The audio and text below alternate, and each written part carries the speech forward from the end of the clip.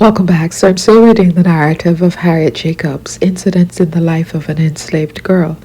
And the theme I'm trying to focus on is the tender love showed in black families even during slavery. I suffered much more during the second winter than I did during the first. My limbs were benumbed by inaction, and the cold filled them with cramp. I had very painful sensations of coldness in my head. Even my face and tongue stiffened, and I lost the power of speech. Of course, it was impossible under the circumstances to summon any physician.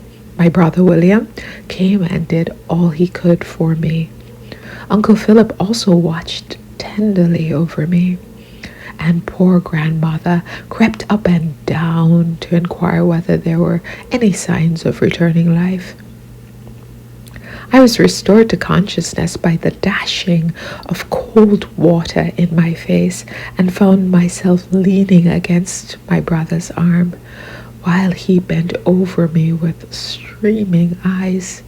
He afterwards told me that he thought I was dying, for I had been in an unconscious state 16 hours. I next became delirious and was in great danger of betraying myself and my friends. To prevent this, they stupefied me with drugs. I remained in bed 6 weeks, weary in body and sick at heart. How to get medical advice was the question. William, her brother, finally went to a Thompsonian doctor and described himself as having all my pains and aches. He returned with herbs, roots, and ointment. He was especially charged to rub on the ointment by a fire. But how could a fire be made in my little den? Charcoal in a furnace was tried, but there was no outlet for the gas, and it nearly cost me my life.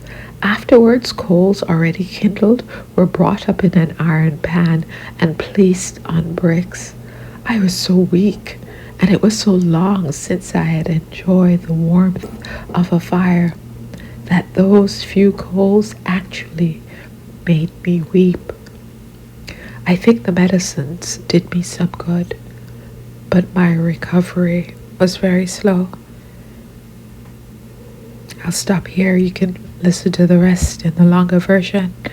But there you have it, a beautiful scene of tender care and love. But of course, feel free to tell me what you think about the scene. Thanks for listening.